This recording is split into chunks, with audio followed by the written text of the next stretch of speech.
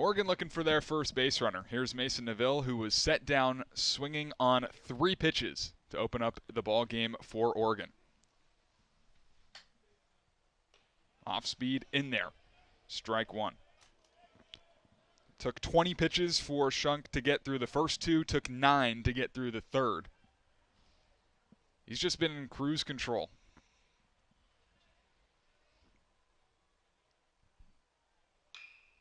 Here's Neville with a fly ball out to left field. Walton coming in and over towards the line. Long run, but he's able to make the catch for the first out. I mean, that's so much tougher of a play than I think it looks on first glance. Sprinting towards the line, you're expecting Neville, who has so much pull pop, to pull the ball, so you're already shaded a little bit further that way. There he goes. Luke Walton off to the races, making the catch. Now Drew Smith, who flew out or popped up on the infield to the shortstop, Charlie Shulvin, back in the first inning. It was a big day yesterday for Smith. Went 2 for 4, a run scored, an RBI. Squares to bunt, pulls back and takes a strike. We've seen Oregon do this a couple of times now. Attempt to bunt. We saw Carter Garade do it in the second in an 0-1 count. It was interesting. An 0-1 count, squared to bunt. Took a strike, ended up striking out. Oregon's trying to disrupt the rhythm of R.J. Shunk, but so far every attempt has been unsuccessful. Everything has been working for R.J. Shunk. He's now faced 11 batters, 9 first pitch strikes, only 1 3-ball count. This is the guy that walked almost 9 guys per 9 innings last year. That's almost a batter an inning. That is not shown today. 0-2 is bounced up the middle and into center field. Oregon has its first hit of the afternoon, and it snaps a streak of 10 in a row set down by R.J. Shunk. Just a good swing. Sat back, waited, off speed. Took it where it was thrown to.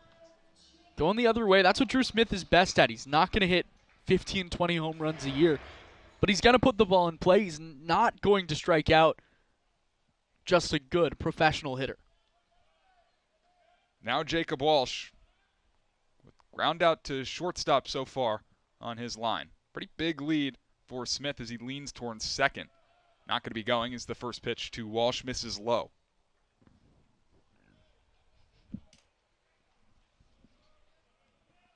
All-time home run leader in Oregon program history.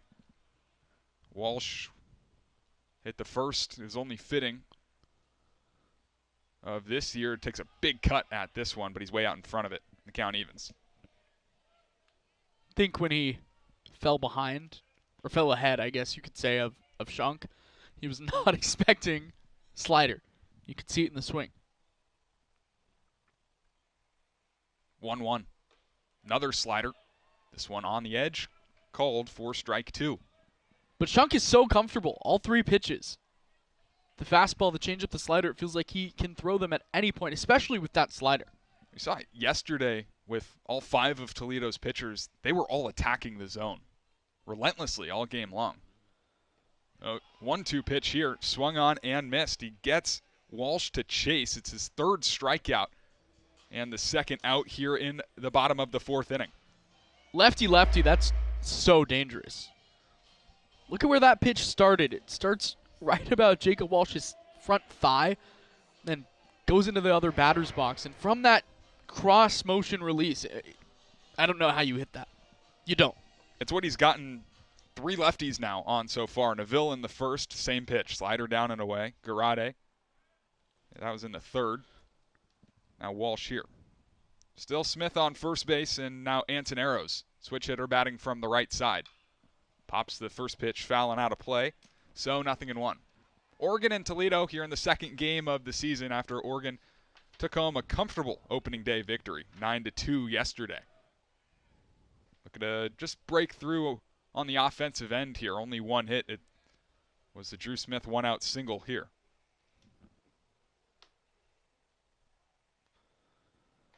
Arrows squares to bunt, pulls back and takes a ball.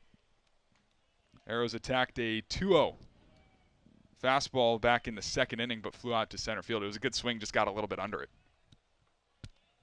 Austin, you talked about how it's a little bit more comfortable hitting from the left side at times. His hit from the left side even with a left-handed pitcher.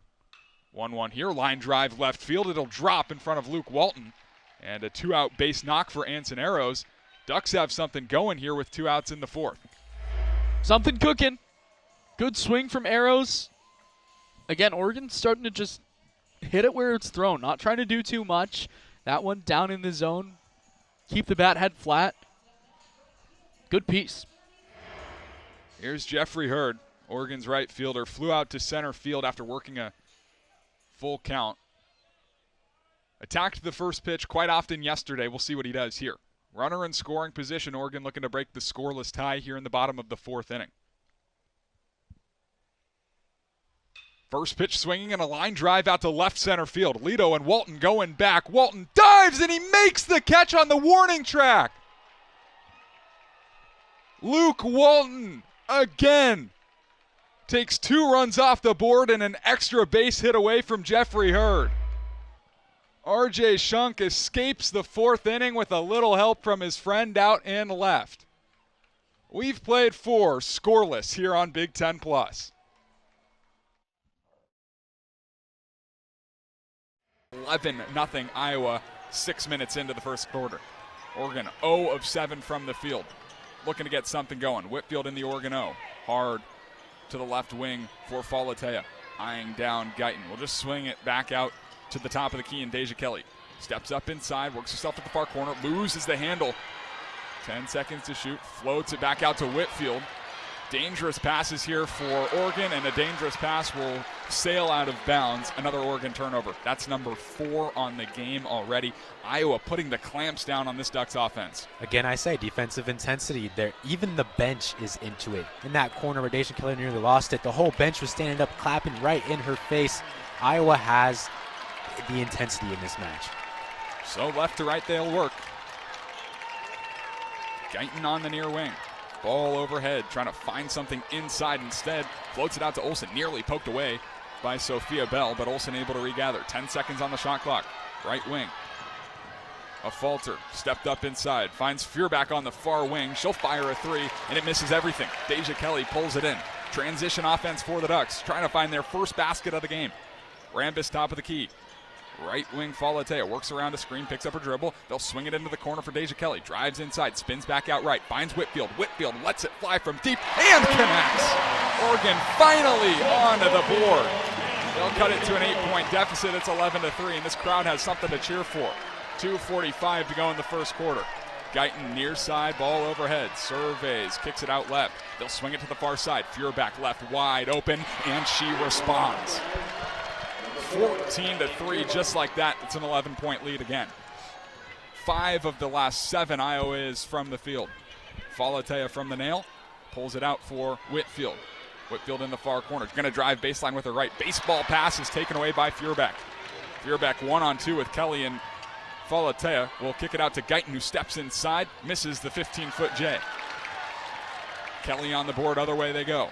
Just going all the way down. 8-foot jumper rattles off the front of the rim and in. 14-5. Oregon starting to creep back a little bit with 2 minutes left in the first quarter. Olsen driving, Euro stepping, and she is fouled.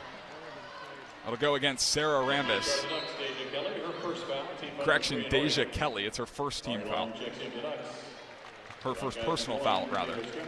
Ari Long will come into the game. Falatea, maybe on a little bit of a minutes restriction, will head to the bench. Iowa's going to have an inbound from under the basket, far side. Leading 14-5 over Oregon in Eugene.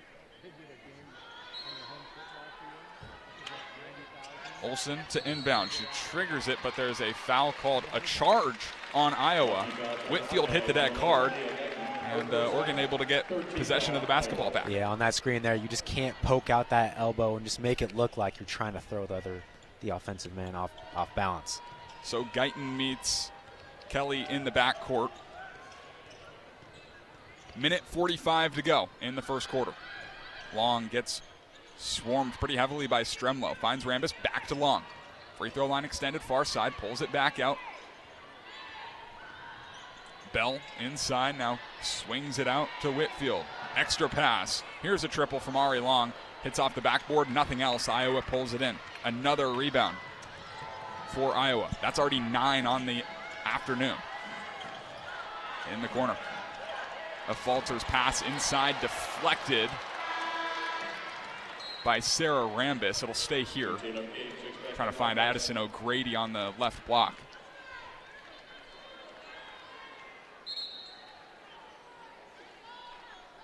Aaliyah Guyton will trigger the inbound. Iowa starts from the field 6 of 10. They'll get it into O'Grady on the left low block, kick it back out to Guyton. Guyton thought about the step back. Instead, give and go O'Grady, just a little short on the layup, hit off the rim. Taken away by Sophia Bell. Right to left, minute to go in the first quarter. Kelly at the controls, walks it down to the far wing. Steps up inside from the free throw line, extended, nothing but net.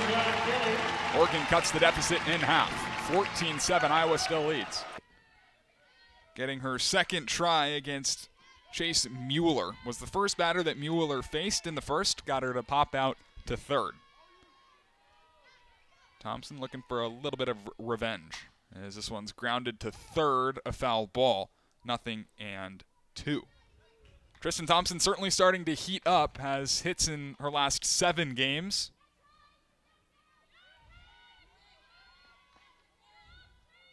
Was 3 for 26 before that, so the numbers look a little bit low, but she's definitely starting to get going. 0-2, outside. 2 runs for Oregon State, both come back in the second inning. A couple of extra base hits, a double off the bat of Jay Butler, and then Madison Weir, a double of her own. 1-2. Off speed outside, 2-2. That's the pitch for Chase Mueller. Soft and away to right-handed batters, and for the most part, she's had success with it.